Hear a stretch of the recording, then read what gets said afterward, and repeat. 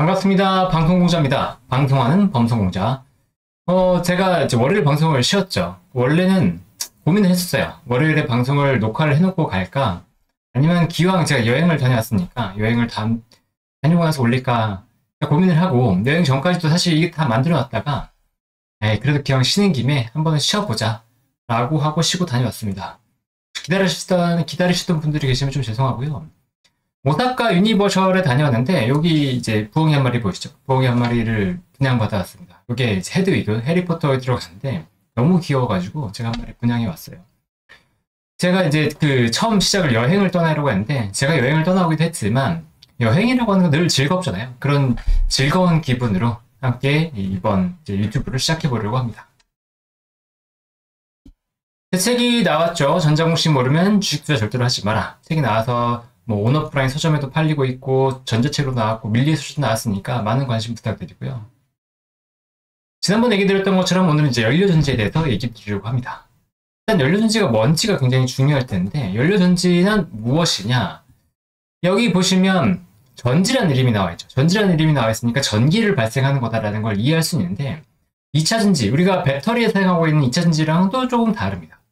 그러니까 기존에 우리가 전기차 관련해서 생각해보면, 자동차 관련해서 생각해보면, 자동차의 내연기관은 디젤이나 화석연료, 그러니까 디젤이나 가솔린을 통해서 이걸 연소시키죠. 그걸 통해서 우리가 엔진을 가동시키는 그 시스템과, 그 다음에 전기 자동차 같은 경우는 배터리에 전기를 저장해놓고 그걸 이용해서 동력으로 쓰는, 모터를 돌리는 그런 형태의 자동차가 주력이죠. 여기에 연료전지를 쓰는 자동차도 마찬가지로 전기를 발생시켜서 모터를 구동하는 건 동일한데 이 전지의 개념이 조금 달라요. 이 전지의 개념이 배터리 같은 경우에는 아까 전기 자체를 여기 저장한다고 말씀드렸는데 연료전지라고 하는 건 어떻게 보면 전지라고 보기 조금 애매한 게 어떤 발전기 같은 느낌입니다. 발전기, 연료 발전기라고 보시면 되고 여기에 수소를 넣어서 이 화학 반응을 일으키면 화학 반응에 의해서 전기가 나오는 화학 에너지를 전기 에너지로 전환시키는 이게 연료전지라고 보시면 돼요.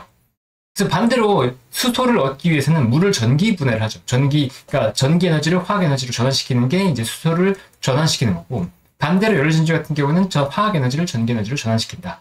그리고 전기가 발생하면서 동시에 H2와 그다음에 수소와 산소가 결합을 하면서 H2O 물밖에 나오지 않죠. 그래서 친환경 에너지라고 각광받는 그게 이제 연료전지라고 보면 됩니다. 연료전지의 역사는 생각보다는 오래됐어요. 1838년에 독일의 화학자 쇤바인이 처음에 원리를 발견했다는 얘기가 있는데 비슷한 시기에 영국의 윌리엄 로버트 브로브경이 발견했다는 설도 있어요. 어쨌든 둘 다 발견한 건 맞는데 누가 먼저인지에 대한 얘기는 좀 설왕설래가 있고 본격적으로 연료전지가 사용됐던 건 1960년대입니다. 미국의 나사 있죠. 나사가 우주 프로그램에 본격적으로 사용하기 시작해요. 그러면서 기술이 진전되기 시작했고 1970년대에는 석유 파동으로 석유 가격이 급등하다 보니까 이것을 대체할 수 있는 기술로서 연료전지가 또 한 번 부각되기 시작합니다. 하지만 연료전지의 단점들이 여러 가지가 있기 때문에 아직까지 본격적으로 상용화되지는 못했고요. 2000년대 들어와서 다양한 기술들이 상업화 단계에 들어오긴 했는데 이게 아주 이제 효율성이 높다라고 보기는 어려워요. 근데 가동이 되고 있긴 하죠. 본격적으로 수주가 나오고 있기도 하고요. 연료전지의 장단점을 간단하게 한번 살펴보면 일단 굉장히 친환경적입니다. 그러니까 연료전지를 구동시키면 전기와 물밖에 발생하지 않아요. 그러니까 수소를 넣어서 전기와 물만 발생하다 보니까 기존의 화석연료를 썼던 자동차보다 훨씬 더 친환경적이라고 볼 수 있는 거죠. 그리고 전기와 물이 발생하잖아요. 이 물은 높은 고온의 물이 나오거든요. 그러니까 영월 1병업 발전에 굉장히 유리할 수밖에 없고 당연할 거잖아요. 이 물을 같이 공급한다고 생각해보면 열병합 발전이라고 하는 게 전기랑 더불어서 물을 같이 공급하는 발전을 말하는 거잖아요. 그런데 물이 자연 발생으로 발생하니까 그것도 고온의 물이 자연 발생적으로 발생하니까 이걸 그냥 가정으로 공급하면 되는 거죠. 그리고 연료전지의 장점은 에너지 효율이 굉장히 높아요. 수소를 직접적으로 전기로 변환시키고 또한 열병합 발전까지 간다 그러면 여기서 열까지도 활용하기 때문에 이 에너지 효율이 굉장히 높을 수밖에 없고요. 그 다음에 또 전력을 직접 생산하게 된다. 직접 생산하는 게 무슨 의미가 있냐? 소음도 발생하지 않고요.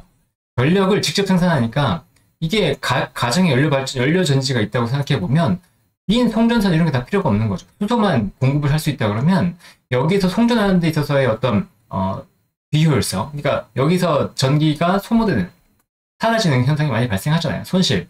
그러니까 이런 전기수 전력 손실 같은 게 사라지는 거죠. 그래서 이렇게 다양하게 활용할 수 있다. 각 사용처에서. 이거 이따가 더 말씀드릴 거고. 이렇게 좋은데 그럼 왜 상용화되지 못했냐라는 건데, 가장 큰 단점은 수소의 생산입니다. 생산. 아까 얘기 드렸죠. 이 수소를 넣어서 산소와 반응시키면 이게 이제 H2O가 된다는 거였는데, 그런데 문제는 뭐냐? 이 수소라고 하는 게 자연계에 존재를 하지 않아요.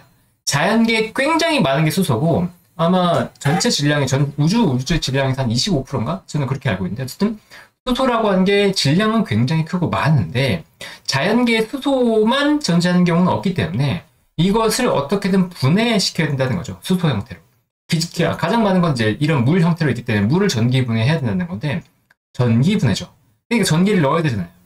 전기를 넣어서 분해를 한 다음에 다시 전기를 생산하니까 이게 생각보다 효율적이지 않다라는 얘기가 나오는 거죠. 그래서 또 하나가 뭐가 얘기 나오냐면, LNG, 천연가스 같은 걸 개질해서 그걸 통해서 수소를 만들어야 한다는 건데, 그러면 화석연료를 쓰는 것과 뭐가 다른 거냐? 그리고 LNG를 직접 가동시키는 LNG 그 복합 발전보다도 오히려 효율이 떨어진다. 라는 얘기가, 지난번에 아까 말씀드렸죠. 지난번에도 그런 얘기가 나온다는 거죠. 좋다. 그러면 수소 생산을 할 때 있어서 뭐 친환경 에너지 발전을 돌리든지, 아니면 다른 형태, 뭐 예를 들면 미생물을 통해서 발생시킨다든지, 아니면 아이슬란드 같은 경우에는 지열에 굉장히 높은 지열이 있는 지역인데 거기서는 자연스럽게 물이 H2로 전기 분해가 되는 지역이 있어요. 그럼 그런 데서 사용할 수 있는 H2, 포집해서 H2를 포집한 다음에 활용할 수 있겠죠. 그런데 그렇다고 하더라도 수소는 지금 저장이 굉장히 어렵습니다.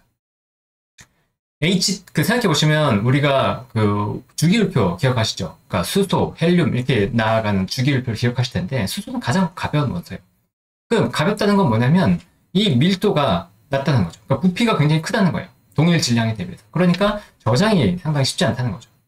저장을 할 수 있는 방법은 아주 이제 온도를 낮춰서 액화를 하던가 아니면 이렇게 압력을 높인다는 건데, 그렇다고 하더라도 저장은 쉽지 않다는 거고, 운송에 있어서도 아까 말씀드렸듯이 액화를 한다 그러면 거기에 따른 비용이 추가적으로 들어가게 되니까 그런 저장과 운송에 비용이 있어서 이슈가 있다. 그래서 연료전지가 본격적으로 사용되지 못하는 게 있다라는 거죠. 근데 우리나라 울산 같은 경우에는 화학단지가 있잖아요. 화학단지. 그러니까 화학단지에서 부생수소, 그러니까 케미칼들을 생산하다가 자연스럽게 나오는 수소를 포집을 해서 이걸 가지고 팔거든요. 그러니까 울산이 기본적으로 수소를 생산하는 데서 유리하고, 수소를 전달하는 것, 운송에 있어서도 어떤 파이프라인이 있으니까 그런 파이프라인을 이용한 게 좀 더 유리하기 때문에 울산이 수소 쪽으로 좀 더 앞서 나가는 그런 도시가 됐다라고 볼 수 있는 거죠. 또 울산에 하필이면 현대자동차가 있으니까 고수소를 활용한 수소차 개발도 좀 더 활성화되어 있는 그런 분위기라고 생각하면 됩니다. 다시 말씀드리지만 저장 및 운송 자체가 아직은 쉽지 않다. 그리고 폭발에 대한 위험성도 당연히 있죠. 수소 폭탄 기억하실 거예요. 물론 수소 폭탄에 들어가는 건 중수소와 삼중수소입니다. 그리고 우리가 얘기하는 이 수소 연료전지에 들어가는 건 경수소예요. H. 그렇기 때문에 달라요. 다르긴 하지만 그래도 수소 자체의 폭발성은 좀 있죠. 그리고 용기가 폭발할 때의 윈즈가 크게 발생할 수 있다. 경수소라고 하더라도. 하지만 만약에 수소가 유출된다 그러면 수소는 독성이 없어요. 그래서 독성에 대한 이슈는 없고, 그다음에 수소가 유출된다 그러면 가볍다고 말씀드렸잖아요. 그러니까 순식간에 날아가 버려요. 그래서 오히려 유출됐을 때의 폭발의 위험성은 없고, 용기 자체가 폭발할 수 있는 가능성이 있기 때문에 용기가 굉장히 튼튼해야 된다. 여기에 이슈가 있습니다. 대신 용기를 만들기 위해서 이 용기의 강도라고 할까요? 이 용기의 강도가 에펠탑의 무게도 견딜 수 있을 정도라고 하거든요. 굉장히 튼튼하게 만들긴 해요. 지금도 이런 저장이 있어서 이슈는 없는데, 당연히 튼튼하게 만들면 어떻게 되겠어요? 비싸죠. 그 이슈는 좀 있을 겁니다. 여러분 이거 아시죠? 수소에도 색깔이 있다. 물론 수소 자체 원래는 색깔이 없어요. 색깔이 없는데 우리가 수소에 이제 색깔을 부여하기 시작합니다. 그레이 수소, 그다음에 블루 수소, 그린 수소, 그다음에 핑크 수소 이렇게 분류하고, 또 다른 수소도 있긴 한데 어쨌든 이 정도만 알고 가시죠. 일단 그레이 수소는 뭐냐면, 그레이 수소는 부생수소, 그러니까 화학 케미칼에서 나오는 부생수소라든가 아니면 LNG 이런 천연가스를 통해서 나오는 이런 가스에서 수소를 뽑아내는, 이걸 개질이라고 하거든요. 수소에서, 그러니까 LNG에서 가스에서 수소를 뽑아내는 이런 개질, 이렇게 나오는 수소를 그레이 수소라고 합니다. 기존의 탄소를 정확하게 발생시키는 그런 공정에서 나오는 게 여전히 이제 수소라는 거죠. 그러니까 그레이 하면은 별로 안 좋잖아요. 공해 생각나고. 그런 것처럼 그레이 수소 같은 경우는 여전히 좋은 수소는 아니다라고 평가받는 거고요. 블루 수소는 뭐냐면 좀 긍정적이죠. 블루, 파란색이니까. 요 블루 수소는 이 천연가스를 개질하는 과정에서 나오는 이 수소가 있잖아요. 요 과정에서 천연가스를 개질하면 당연히 여기서 이산화탄소가 나오는데 이 이산화탄소를 포집하는 거예요. 포집하는 걸 CCS라고 하죠.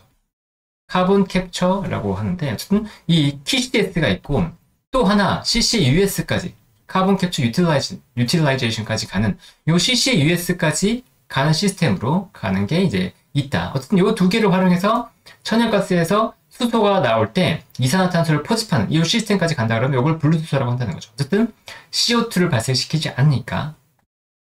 그다음 그린 수소는 뭐냐면 재생에너지를 이용하는 거예요. 신재생에너지. 태양광 풍력을 이용해서 요거 전기분해를 한 다음에 물을 전기분해한 다음에 수소를 생산하는 거죠.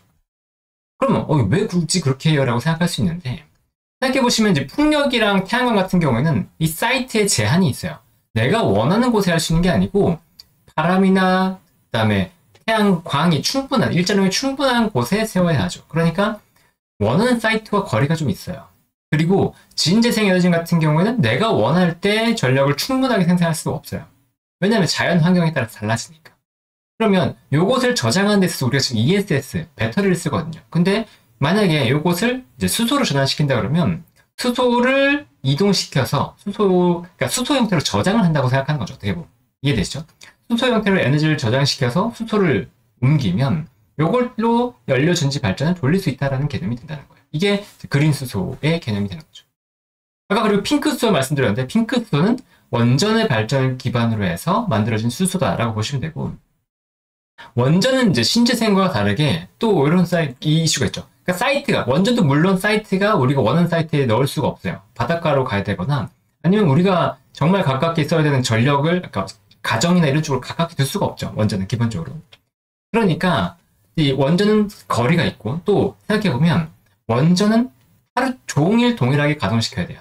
그러니까 전력 발전량을 조절할 수가 없어요. 그러니까 기저발전이라고 하는데 원전이 기저발전이 된다 그러면 밤에 어떻게 했어요? 밤에 전력은 계속 돌아가는데 전기가 그냥 소비될 수 있는, 낭비될 수 있는 거잖아요. 그때 그 전력을 가지고 수소를 만약에 만든다고 한다면 우리가 그 수소를 이용할 수 있는 거죠. 뭐 그런 것들을 이제 핑크 수소라고 합니다.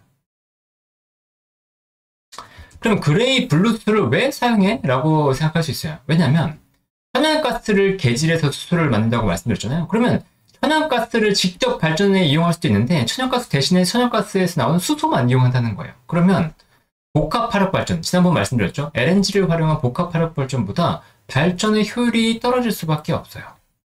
그런데도 불구하고 그레이 블루수소를 이용하는 이유는 탄소 발생 측면에서 훨씬 블루수소가 유리하기 때문이죠. 그러니까 결국은 뭐냐면 친환경적이라는 거예요. 우리는 계속해서 친환경적으로 나아가고자 하고 있고 물론 이제 신재생으로 가면 좋겠지만 최근에 보면 유럽에서는 일조량도 부족하다 그러고 그다음에 바람이 불지 않는 현상 갑자기 이런 게 발생하면서 풍력 발전기가 돌질 않고 있거든요. 그러면 전력이 부족해지죠. 그러니까 독일 같은 경우에는 프랑스에서 전력을 사온다는 얘기까지 나온단 말이에요. 이런 게 그 친환경 발전의 약간 양면성이라는 거예요. 우리가 원할 때 원하는 만큼의 발전을 얻지 못하는 이슈가 생길 수 있다는 거죠. 그러니까 이것을 만회하기 위해서는 이런 LNG 쪽을 확대해야 되는데 LNG보다도 좀 더 친환경적이라고 할 수 있는 연료전지 발전이 또 각광받을 수 있는 환경이다라는 거죠. 더불어서 이 그레이스 블루스와는 당연히 이제 뭔가 이슈가 됐냐면 CCUS가 이슈가 돼야 된다. 탄소의 포집과 활용 저장이 돼야 되는 요 시스템이 분명히 들어와야 된다라는 거죠. 또 요거 아까 말씀드렸지만 천연가스나 이런 것들은 또 안 좋은 물질들이 나오지만 발전 이후에 연료전지 발전은 유해 물질이 전혀 없잖아요. 그것도 장점이기 때문에 이런 쪽으로 간다라는 거죠. CCUS를 다시 보면 제가 CCUS를 시스템을 제가 착각했었는데 어쨌든 그 카본 캡처, 그다음에 카본 유틸라이제이션 활용, 그다음에 카본 스토리지 저장. 그러니까 포집을 일단 했어요. 탄소를 포집을 하면 이산화탄소를 포집을 하면 일단 요것을 활용할 수도 있어요. 케미컬적으로 이산화탄소 쓸 수 있을 때가 있으니까 뭐 요것을 사용하는 것 플러스 그다음에 저장. 그러니까 이게 무슨 얘기냐면 지난번에 프래킹 얘기 들었잖아요. 여기 밑에 지층에 셰일가스, 셰일층이 있다 그러면 여기서 우리가 프래킹을 한 다음에 가스를 빼내잖아요. 진흙층에서. 그러면 여기에 공동화된 공간들은 무너질 수가 있겠죠. 여기에 다시다가 이산화탄소를 채우는 그런 것도 지금 얘기하고 있거든요. 그러니까 그러면 우리는 탄소를 뽑아낸 다음에, LNG를 뽑아낸 다음에 탄소를 여기다 저장을 하면서 친환경적으로 갈 수 있다라고 얘기하는 거죠. 아이고. 그럼 본격적으로 이제 연료 전지의 종류에 대해서 먼저 얘기를 해보려고 해요. 여기는 좀 챗GPT의 도움을 받았는데, 일단은 세대를 좀 구분해다 보면 1세대와 2세대, 3세대, 4세대로 구분 지을 수 있을 것 같고요. 근데 그 장단점이 있기 때문에 무조건 세대가 넘어간 게 좋다라고 얘기할 수는 없어요. 어쨌든 구분을 좀 보면 1세대로 이제 알칼리형과 인산형 연료전지가 있었고, 그 다음에 2세대 MCFC, 그 다음에 3세대 SFC, 그 다음에 4세대 PMFC. 근데 다 사용되고 있긴 해요. 근데 주력으로는 이제 AFC 빼고 다른 것들이 주로 사용되는 것 같고요. 여기서 온도를 좀 주목해서 봐야 될 게, 지금 네모로 박스를 쳐놨잖아요. 120도, 250도, 100도씨. 그러니까 200도 정도 아래에 있는 것들을 저온형 연료전지라고 하고, 그 다음에 이렇게 600도 이상으로 가는 것들은 고온형 연료전지라고 얘기합니다. 근데 저온형 연료전지의 장점은 이제 포터블, 그러니까 컴팩트하게 만들 수 있다는 거예요. 그러니까 각 가정에 쓰인다거나 아니면 자동차에 쓰인다거나 이런 식으로 쓸 수 있는 거고, 이렇게 고온형 같은 경우에는 효율을 높이기 위한 작업이거든요. 그러니까 대용량 발전에 유리한 그런 발전이라고 보시면 됩니다. PAFC부터 먼저 보면 인산형 연료전지를 얘기합니다. 여기 모르겠네요. 포스포릭 엑시드 퓨얼셀. 이게 어려운데. 작동 온도 아까 말씀드렸듯이 저온이에요. 150에서 200도 정도에 되고 있고, 1세대 연료전지다 보니까 기술적으로 굉장히 성숙되어 있어요. 상용화에 가깝고, 그다음에 열병합 발전에 이용되거나 건물의 전력, 열 공급에 주로 이용되고 있습니다. 저온이지만 그래도 이렇게 이용되고 있고, 관련 기업은 뭐 두산 퓨얼셀, 그다음에 S퓨얼셀, 그다음에 한국가스공사 이런 기업들이 우리나라의 대표적인 기업들로 분류되죠. 이런 인산형 전지의 장점을 보면, 인산형 연료전지요. 인산형 연료전지의 장점을 보면 안정된 성능과 수명이 길다라는 거 있어요.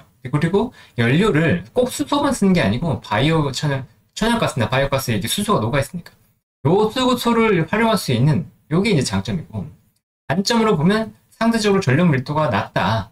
그 다음에 높은 온도, 그러니까 높은 온도로 해서 기동 시간이 길다. 이거 이상한데. 이게 아닙니다. 온도가 아닌데. 백금 촉매를 사용해서 비싸다. 요건 있어요. 요거는 지금 이슈가 아니에요. 요거는 좀 잘못 적은 것 같고, 전력 밀도가 낮고 백금 촉매를 사용하기 때문에 비싸다. 근데 이러니까 이제 많이 쓰이진 못하는 거죠. 지금 단점. 그다음에 용융 탄산염 같은 경우에는 몰텐 카보네이트 퓨얼셀이라고 얘기합니다. 요거 읽기 어렵네요. 탄산염을 전해질로 사용해요. 그러니까 연료전지 구분을 보면 전해질과 촉매가 주로 차이가 납니다. 요거 어쨌든 연료전지라고 하는 것 자체 원리는 다 똑같기 때문에 거기에 양극재, 음극재, 뭐 연료전지, 전해질 이런 것들 어떻게 쓰냐 이런 거에 따라서 이제 좀 달라지는 거죠. 2차전지도 마찬가지잖아요. 이렇게 2차전지는 양극재에 따라서 많이 달라지긴 하죠. 요 MCFC 같은 경우는 작동 온도가 700도 이하, 600도에서 700도 정도로 얘기되고 있어요. 요거의 장점은 잘 기억해 두시면 좋은 게 소형 분산형 발전, 데이터 센터, 상업용 건물에 유리하다고 합니다. 전지를 만드는 회사는 이제 두산 퓨얼셀이나 범원 퓨얼셀. 범원 퓨얼셀 같은 경우는 잠수함용 그런 베이타리로 조금 알려지고 있고요.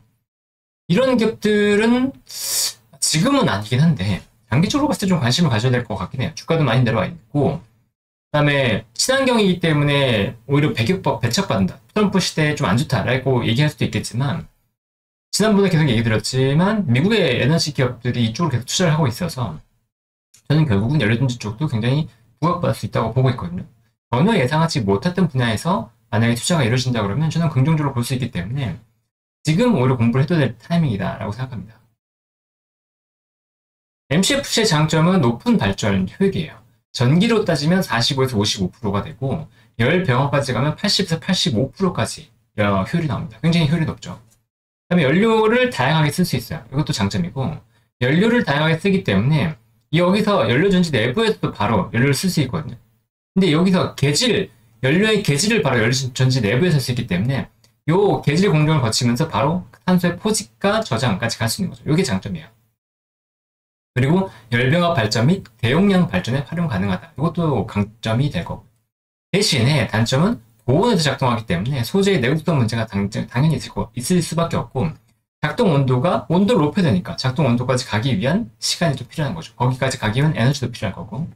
그다음에 내열 고온이기 때문에 내열성 소재가 필요하다는 건데 결국은 초기 설치 비용이 비쌀 수밖에 없다라는 게 단점입니다. 그 다음에 나오는 건 이제 PMFC예요. 여기 아까 4세대였죠.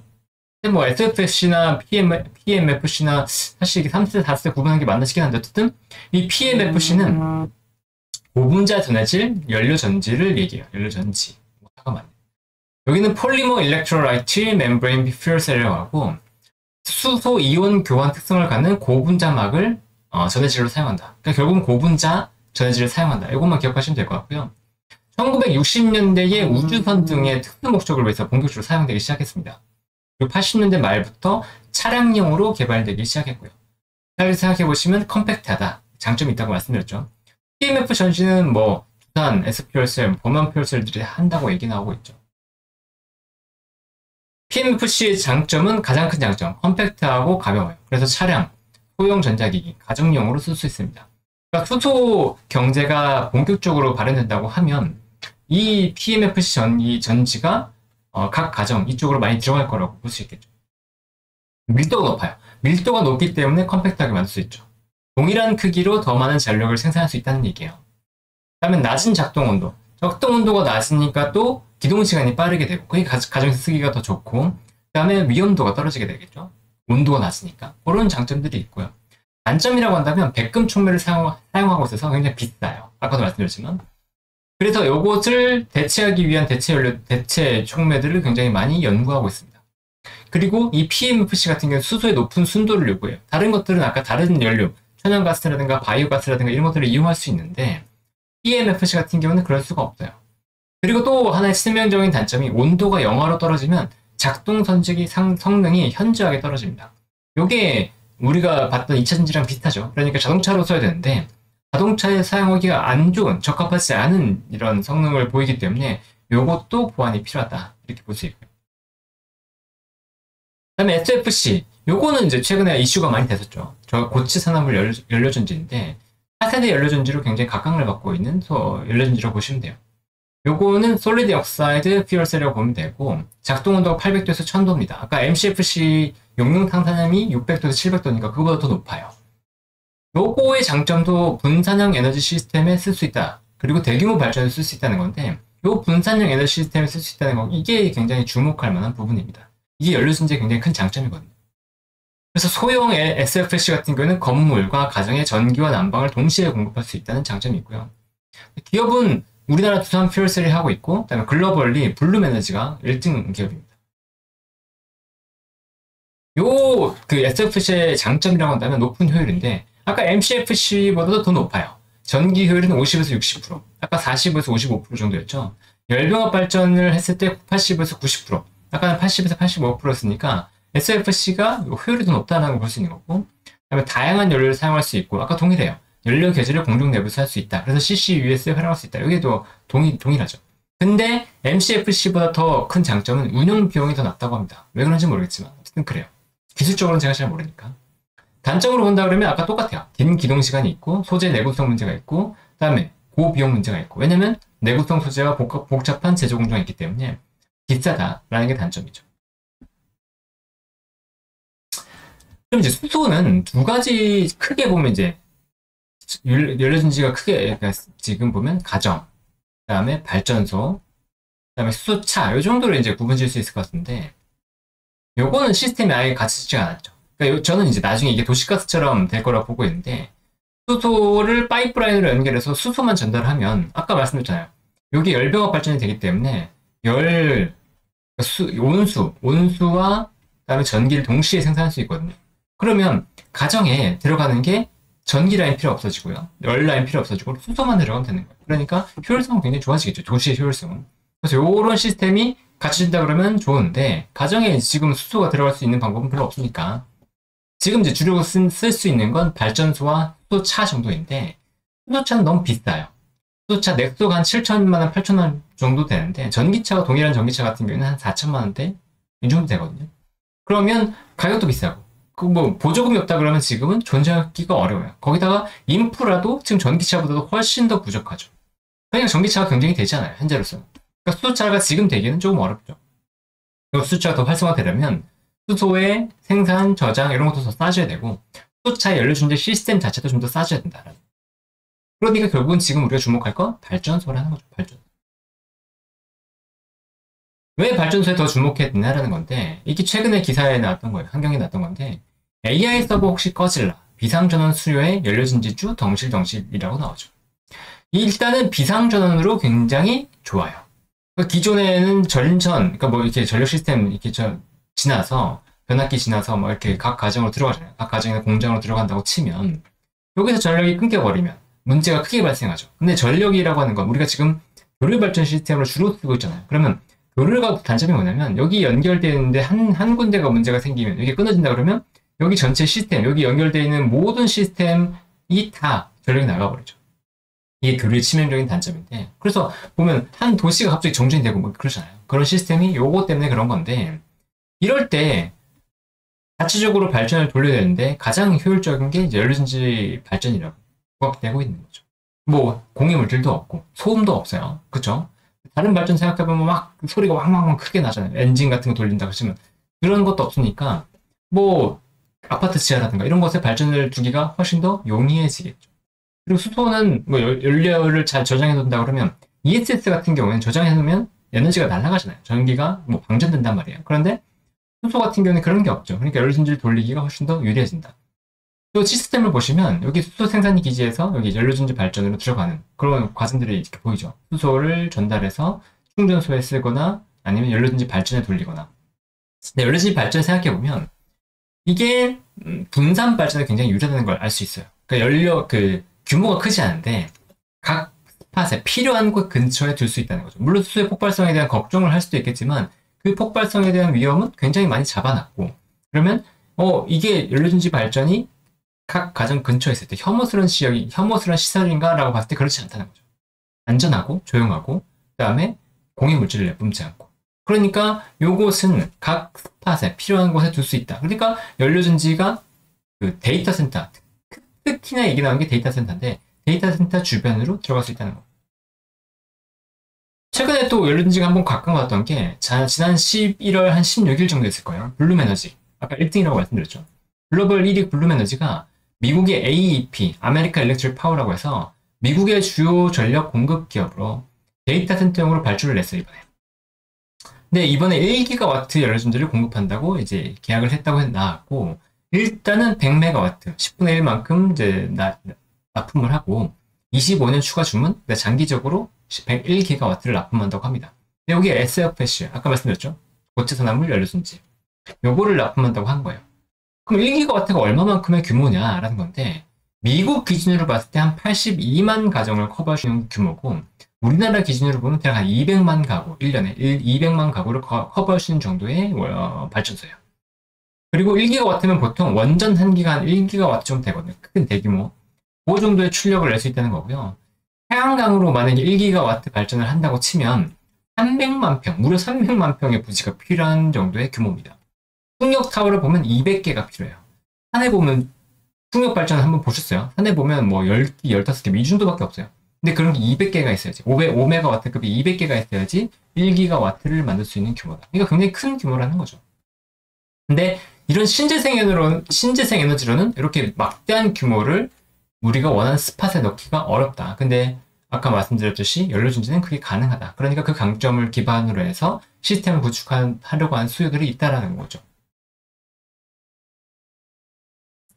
여기까지가 이제 연료전지인데 결국은 계속 얘기 드리지만 분산 발전 시스템이 굉장히 유리하고 친환경적이기 때문에 에너지 업체들도 이런 연료전지 발전 쪽으로 적극적으로 지금 뛰어들고 있고 그러니까 연료전지 발전이 생각보다 우리가 생각하는 것보다 또 빠르게 시장이 커질 수 있다라는 기대감을 좀 가질 수 있을 것 같거든요. 그래서 트럼프 시기에 IRA 관련해서 어떤 조정들이 나오겠지만 저는 수소 관련돼서는 오히려 긍정적인 말이 나올 가능성이 높다고 봐요.